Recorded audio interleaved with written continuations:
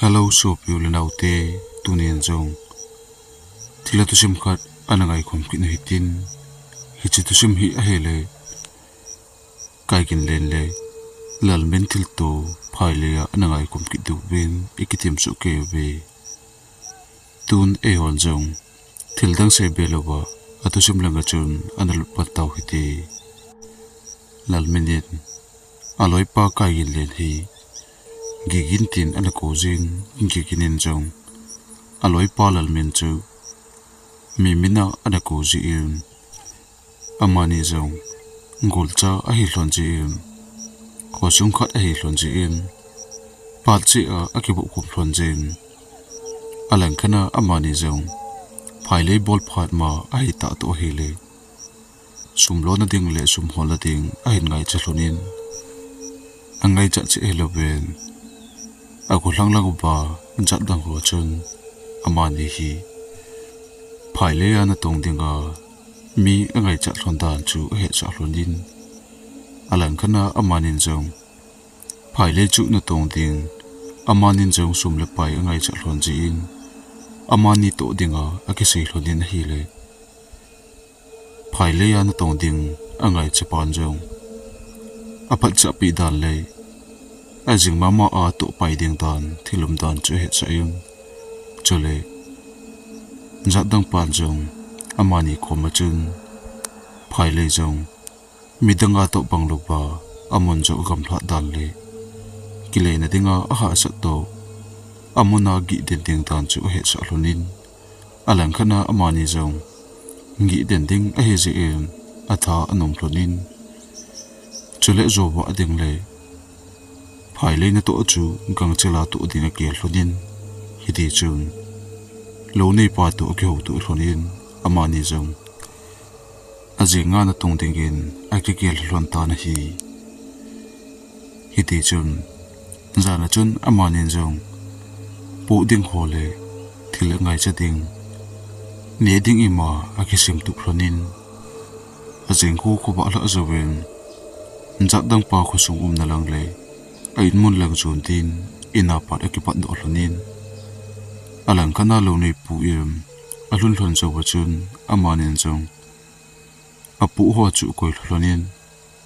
lo nei pa to lo mun lang chun tin ina pat akipat da un gamang sung lang ana chun taw na hi hiti chun phaile chu gamthla ji en ama ho jong jingka mata a akipat do jong sun kim don ho a agalung hlonin alang khana amani jong amun chu obe hlonin a hele phaile chu alen hle jingin ale na se heloben lobu ho jong anom thei hle in amani jong lobu sunga apu ho akoi tu hlonin chule na to ding dan ho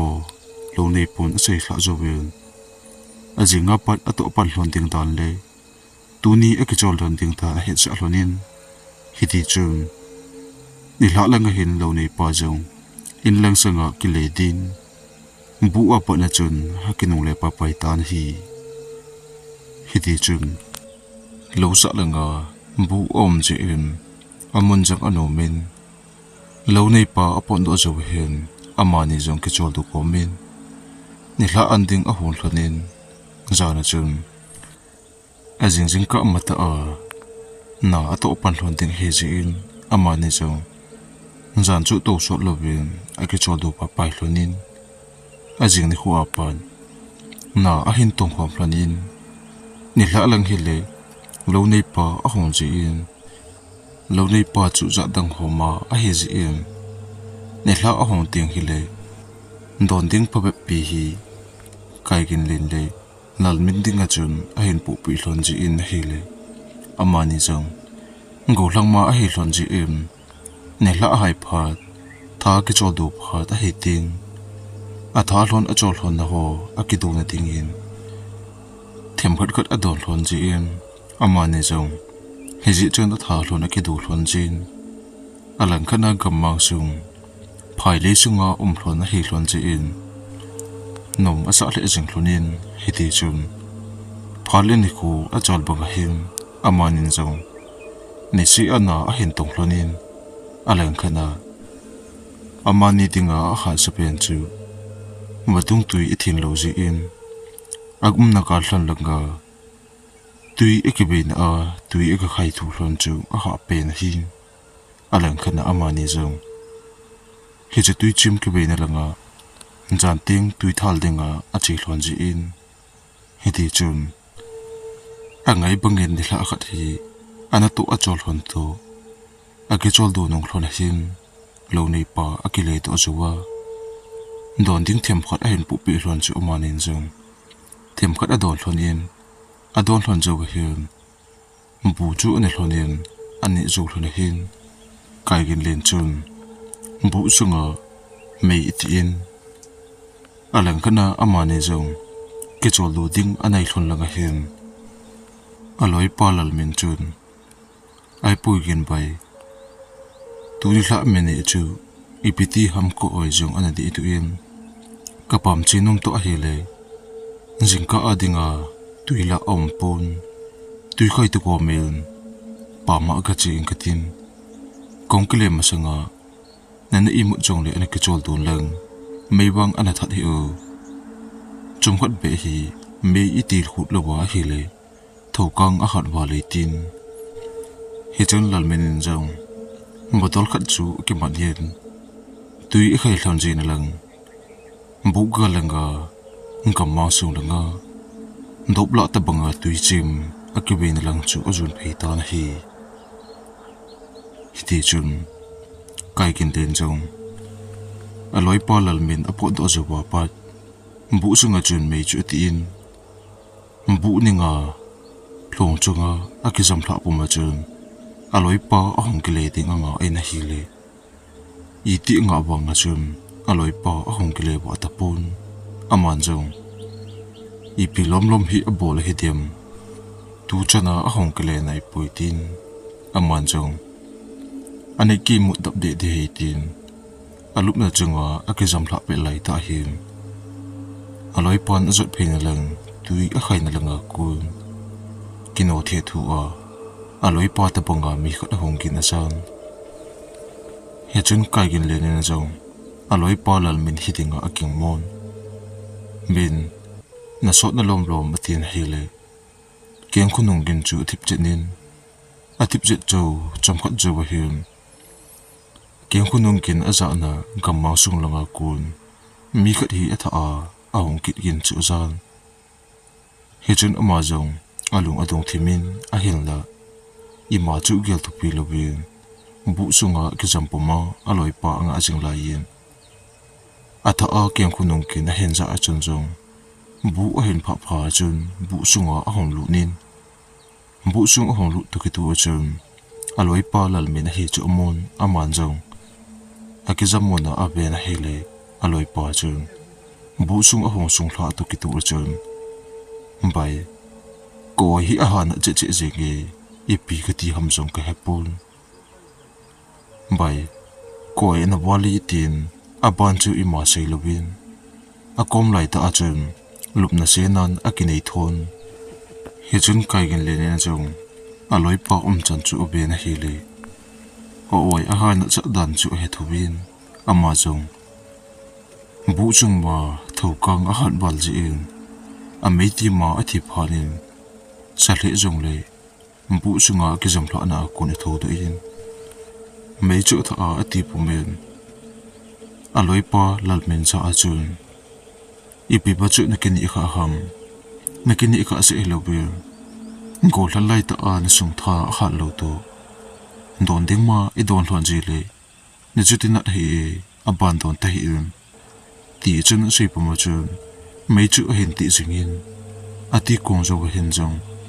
aloi pa a hosan gen le pau jong pau pu lo chun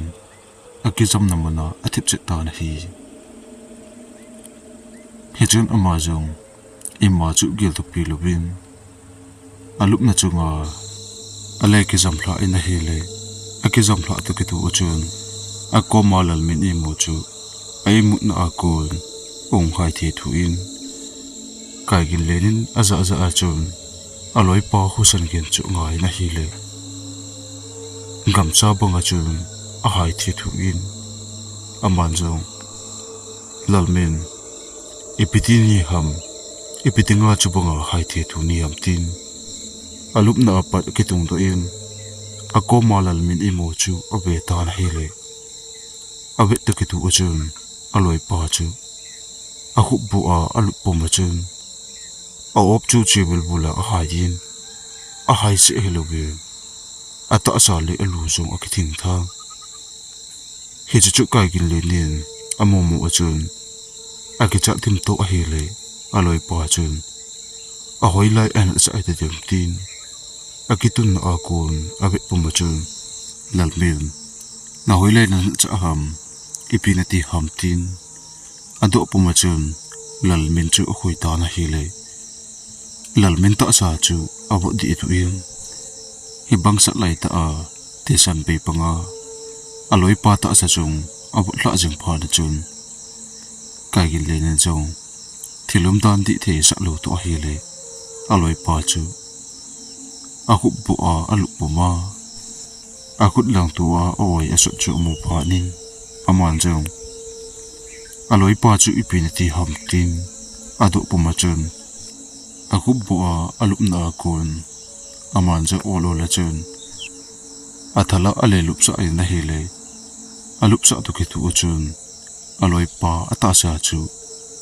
apom chenga akithing de du in akithin se helobin akama pat achil phun phapi a hin ni tu in kagin lonin jong hechu umumu chun aloi pa chu umena aku tu thun ipinati ham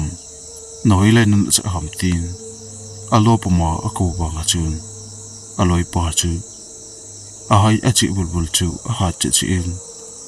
ata sa akithin jong a kithin chi il aman jong alup na apon ne khat choyin aman jong mei panga sa a alum phat le loi pa chu de sa ding tin mei panga chun pon chu hen sang ina hele asa lai ta hen aloi pa ta sa le a hai chu hung kiting chi il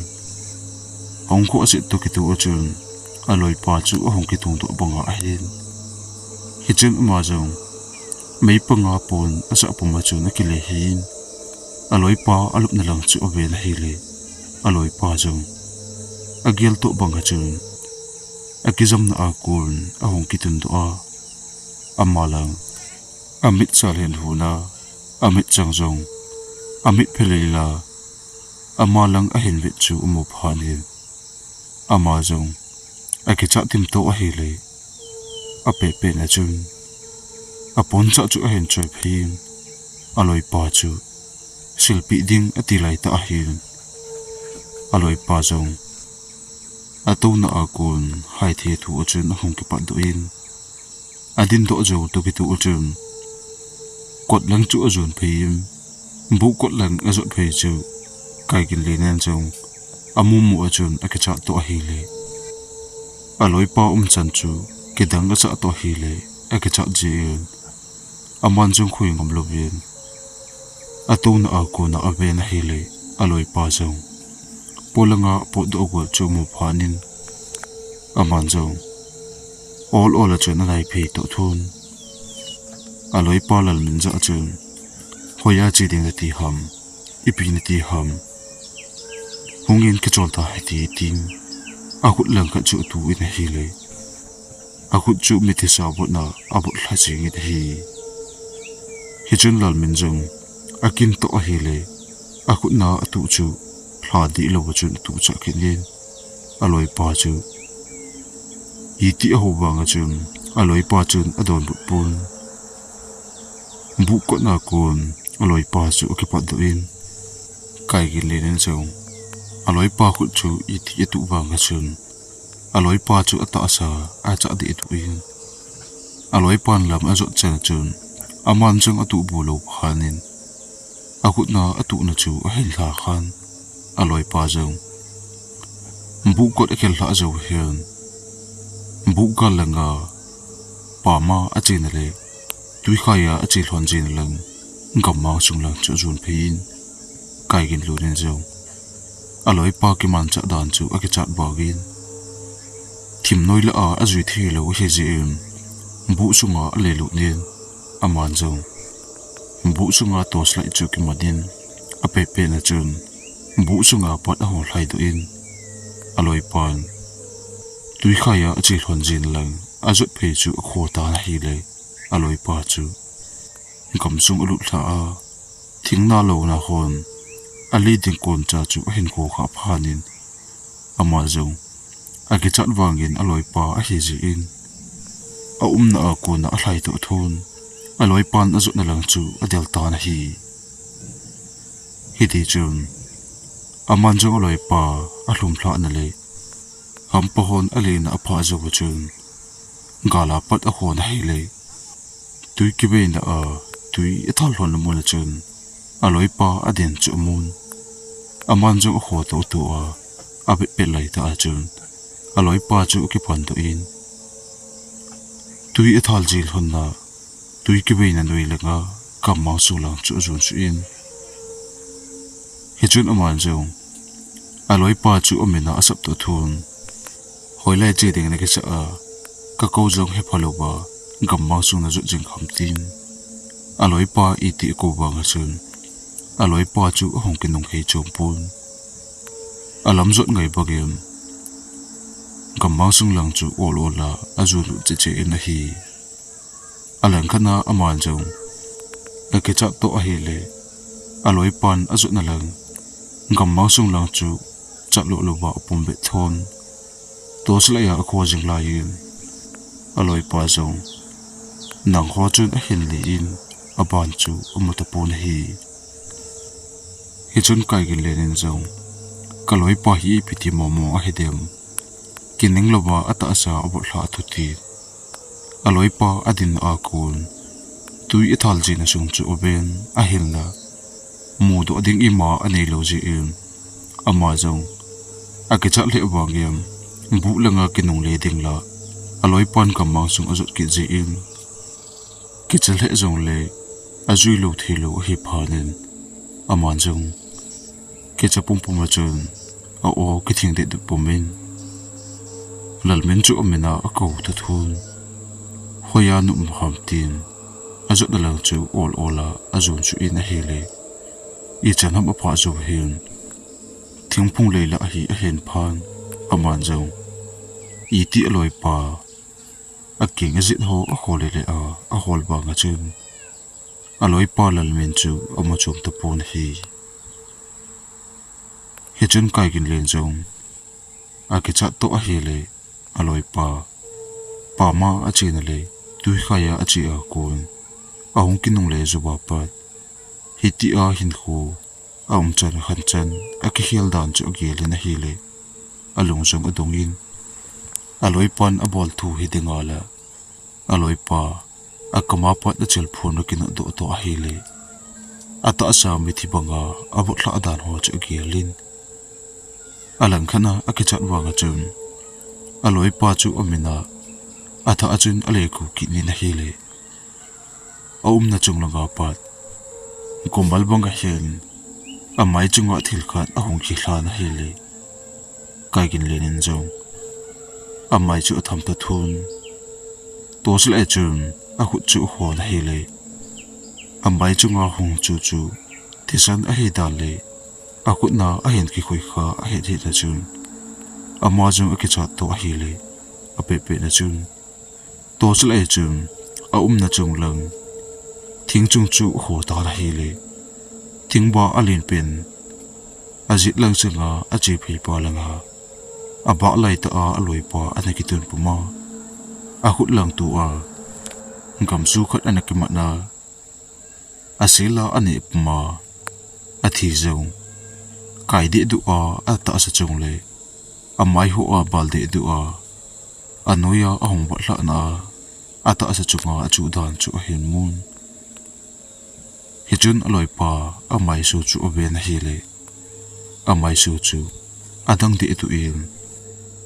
อาทิวตาสมัลอพอลวินฮีเฮจุนไกกินเลนินจงอลอยปากิมันจัดดานเลอากมาอาศิลาอันนี้ปุมาอาให้เทียทูปุ่มเลอามาลังเห็นเวจูกิจัดโตตัวสลายขอเปลายตาจุน ke chat na lama a khut jong ki thing do in aloi pa thing le chunga atun a khojing lai ta hen aloi pa chun ama na lang sang hen ven athil ni puma ama chu hen dui sa ta na hele anui husen gin chu aloi pau asu to banglovin anui husen gin zong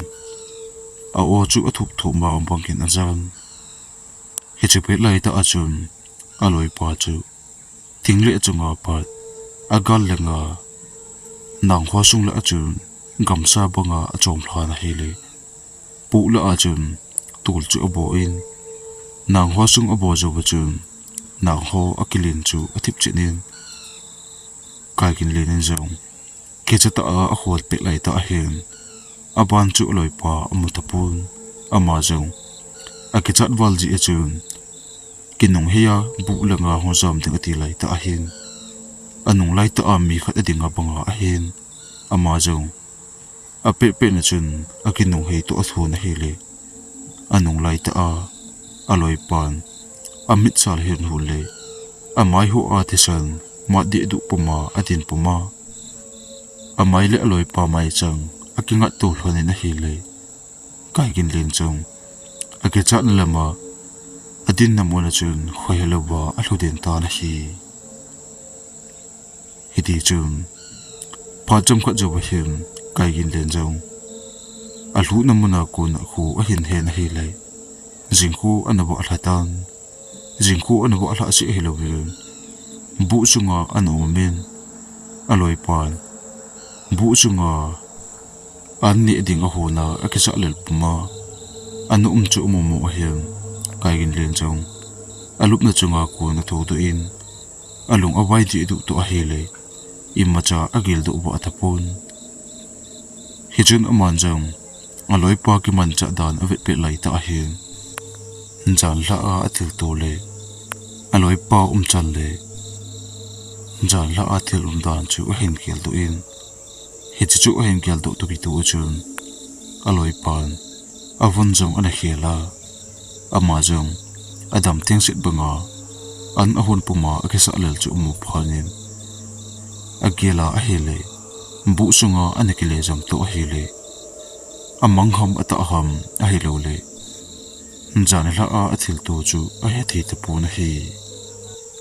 hichun aloi pan atho do ahin he na hiam amalang ahin ven lalmen chun kai gin len ja achun pai ipitinga kamma sunga chubunga chu nangla a ke jam ne ham jingka kong tho do a ka le bu sunga num hi a kalung ton to a hele tui khai to ko ma nang chu na chi ham ti a kong ve le tui ke be na ko ma nangla asung khana na ne ke jam chu kum a ke jong kalung don to ka ke cha them to a hele kenjung iti ka hoba ka su kha awut ba nga chun nang chula na khang mong mong pun na so itham lela na dam sinin na hai na jong ima ati lojia kenjung ka hen pu pheya lup na chunga ki jam sa a anni ding ka hun he tin hijun kai gin lelu ni jong jan la a athil to chu aloi pa chan ho ata a hi dan chu hen hen aman jong bai jan la ana bon chu hulan da koi hamtin aman jong adu to ki to chun loi pan jingka a akhel dan chu sei pi in jan la a thingle chunga to pe na gam ju ne na a abon chunga jong thisana kai chu hen ape pe na chun ding do in aloi pa akibon na ata sa chunga kai abon chu be na hile jan la a amu banga chun aloi pa sang khol chunga thisan anama ti tu in hi chu mu mu chun jan la a athil tu chu ta a hi hen hen jingka a aloi pa ata asa adam thing banga om chu gel le kidang asa le jing ki hi chun aman jong aloi pa ja hen jan la chu ipinati ham tin tong ta na hi le aman jong pa ma ka chi a kong ke le langa ko ai kana cha to hi le kalung jong obai de du in bu chung kong lu na ka ke jam la chu ka hen apan chu ko khe na amang del jing I tin hi chun aman jong ipi ka ti hambai jan hla a chu atile kai gin lenin jong jan hla a athil tu le loi pa chat ho akicha ji chun aloi pa ko ma chun jan hla a chan le akan chan ho le gan hingsa ani dan le gam sunga achi dan ho ampula pat achai chan se pi in hi chun lal menin aloi pa thu se chu ata chan thi mo pun alang khana kai gin lenin jong aloi pan ata san lo hi chu he phanin tingle chunga akal dan ho le asang khol chunga tisan amat dan ho chu be chain hi chun lal menin jong ata sama adam thing se ji in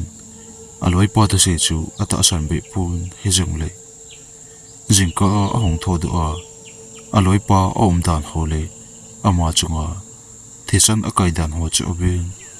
aloi pan ase chu ata hai ding a hin la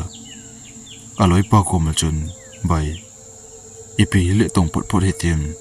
lo nei pa a hong ting he sa hetin e ni jong ko sung langa kinung le jing hiti a chu ata aba a hele azo ke jong kaboi lo ki khan ti tin hiti chun an ani azo hlon hin amanin jong na chu hen tong hlonin alang khana ni hla alang anai chana hin lalmin chun jan hla awai an cha bangin awai a hen na cha panin ni hla ku ajin ding kun lang hen jong lo nei poma a hong lo to a hele awai na jong a han sa che em aloi pa ko ma chun bai ipi kati hitam ko hi khan sa che em jingka langa kadam chu nisa ahong lipla a nisa hlumlang anai chanin ko oi jong ana che en tun ka tho zo ta po ye pai lo nei pala ahong momo ta pun ipi ham khat ka ti ding khile akilom bo be in langa kinong le ju ta heti tin amani jong ana to hlon chu hin dal hlonin bu lang azun phi hlonin bu chun po ho thiam khat a hin ki pu hlonin in lang zu na hong kinong le hlon ta na hi hiti chun lam a hin zo jing hlon la hin lal men chun awai chu hin na che en alang khana aloi pan jong ima alo chom thelo ji in chang khola chun awai chu ukan pi in lam chu hin zo jing hlonin a hi le ana na a hin ni hla ko tim hla ding ko na hin lo nei pu in chu go hlong hlonin lo nei pu jong lo langa a hong lo dan le a boi ji a hong thei lo dan ho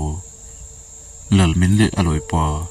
kai gin lon chu ase pi hin amanin jong aloi pa adam mo ji a ong kile do hlon dan chu he cha hlonin alang kana lal min jong oi chu hana che phanin aloi pa za hosung langa kinung le pa pai ta heti ko hi khana che bo be pai kino je pheti tin amani jong lo dei puti na kul in lang zona hong kile to hlonin hojin hla nunga him amani jong hosung alu ding kul hlona hin lalmen chun lam jong azot bu lo phanin aloi pa kai gin lenin jong aloi pa chu atung tu na a hen pu in khosung chan ke a hin thu do en aman jong in langa apulung pai pai in a hi le lalmin te in a hlon hlon zo ba hen lalmin aloi pan in chan ke a hin pu hlong anu le pa le en chu mi tian mu phanun nam hla chun pun chu pha pi ul lalmin alu sa un lalmin awai na chu jen thei a hen jenun alang khana iti ajen wangun lalmin awai na cha na chu aphachom pu na hi hejun kai gin len jong lalmin nu le pan boy chen lang nang jong ki su thengin lang na ki su thenga an na ni zo pha le na loi pa be tinga hong tu pa pa yin tin kai gin len jong in lang azun phein an ani zo ba ki su theng zo ba hin aloi pa be denga ain lang zuna akipat do pai ta na hi ain no ilon zo hem khosung mi pite zong mi pa pe hi an umon lalmin adam mozi chun azen loi atu pi loi an dem se no pi na hi he chun kai gin len zong lalmin ti en alu thla zowa aloi pa abina chun aloi pan akut lang tu a amasa an thla om banga chun akut bu a om pomin awai chu ne ke simin he chun lalmin no le pan zong gi gen ja a chun gin naloi pa to lo na gi a chu iti hung dam mo pan ham anat na le awai nat na ho hi ke hon jong iti ka jen wa gun aman la ol chum na in anei chum pun nidanga bon hitabanga ama hi na khalo tu chung anat hi ipiti momo ham kalong jong adong ap me tin gigin chu thilum dan adong ta na hi le gigin en jong aloi pa ahong nat pat na le tui khaya achi a pa ma achi na pat na kun bu ong lun chuwa khoelo ba ke zama pat thilum dan chu ase pi ta na hi le ase jo tu ke tu achum lalmin chu hum hai thi thu in akizam na apat bu a ombanga chun ama chu hum hai thi thun a hai thi thu se helowen ata asa hum ke thingin lalmin nu le panjong amamu achun atopi hole lalmin chu atu to ajen to ame to thu on a hilna lalmin jong all achun a hai achi chana chun ata asa abul tu tulin ata asa atham hon jong kining loba all ola aking tu apat alu chan ge obol la dan chu obe on kidang as on alu chan ge obol la to ke tu e lalmin ata asa jong hong ha kithin chi che akithin jo tu ke tu chun lalmin chu ke jamna akun amma le amma ahong kitung du in akitun do pomachum hai thi thu pomin gamsa bangyan inchunga anu le apale inchunga atopi jo se chu ahin ven amit sal hen hole akama pa achil phun kai jen juna ama holang aven inchunga umhon jong kidang asa auto akicha theile jingun hi hiti chun lalmin jong alup na chunga atu do na kun amma le ama ahong ki pat duin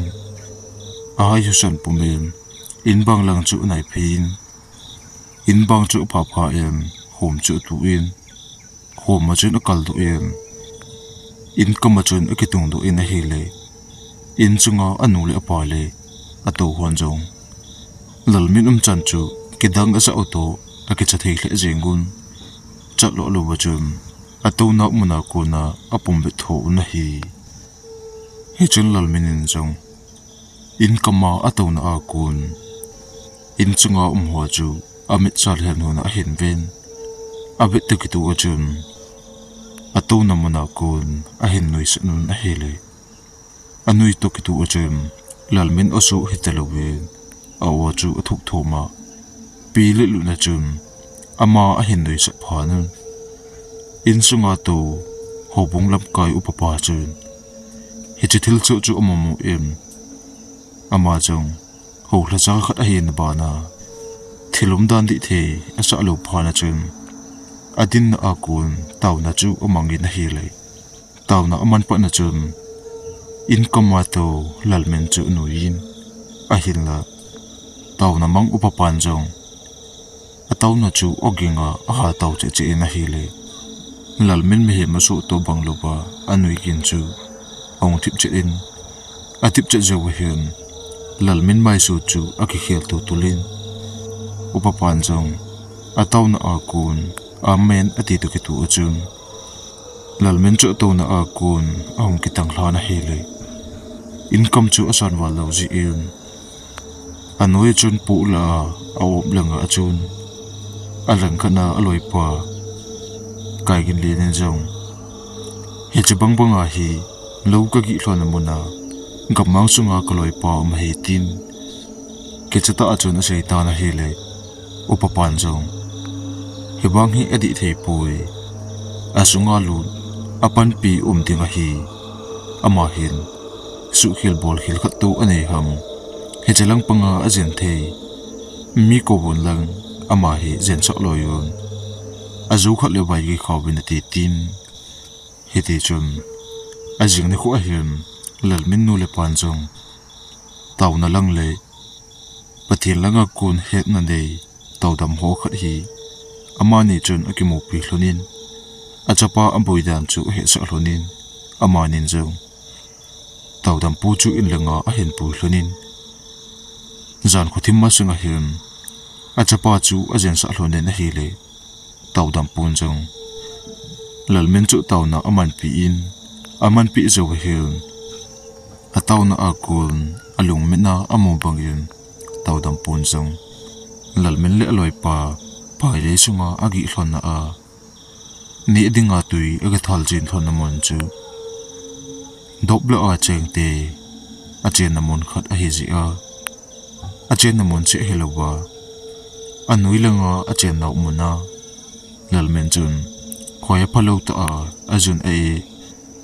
agatha kha aji a chunga lung khangoba ata sa hi kichna amanda na le athin alung ni achai ding ati dan ho a hen thiin thilum dan chu a he cha em hi chun ama hon jong tu a hi e hon jong ipi elo oba pha ham ti chun lal min nu le pan tawdam pun adong hlon ta na hi le tawdam pun jong lal min nu le pa chu don bu hlonin ipi hi le masanga pile putin an chipi bangun thilati anga chu khil bol khil na inei tiangule ki thoina ananei ji bangun e honjong a chal kang sit ka hi manu hitin lalminin a he lo ji a chen na mun asu bu na khun ki thoina ganei ma sa hitin izamti ata sa pa damna amulawa a hele e honjong pathin hana chung pumun pathin thu tu ki tu en jen zo taw hiti ipi hile pule paten ana chepi bangul khalve hi bol phon hi ti tin ama hon jong hosunga achal kang sit khat amanun amat jobul zan khu uthima sangem lalmin nu le pale abe pale ngi kin chu ki puyun phaile na lang chu azun taw na hi hidi chum zan khuthim nanga hin ama ho jong phaile mun chu ugal hungun alhon jabul lalmin nu le pan jong lalmin aloi pa gi ken chu puyun atuini hlon na lang chu azun taw na hi amun alhon jabul lalmin nin anasu bu na tawdam pun anamu namun chu azun suun ama hon jong a chal kang a choy chu amuna alhaun ahla zo bachun phachum khat ave un hele ama sang ta bachun a chal kang chu mi phir ka lo ba amang tan hi aman zo him ama hon jong tawdam pun asai banga alo thengu hi he phanun in langa ahong kinung le un ajing hla apa na chum lalmen jong nidanga awai na cha banga ana cha tapun hiti chun lalmen jong adamon akun ahongdam thingin lalmen le kaigin len thil tu apat osumi pite hen lang chole nupi chapang abonon gama achi hon jong kichi theinan aneyun gama njun le tha kiti hi koiman anabol ngampun kichi theinan anei bun hi tusim akichai tai aban ananga kinuhiti na bonun mangpha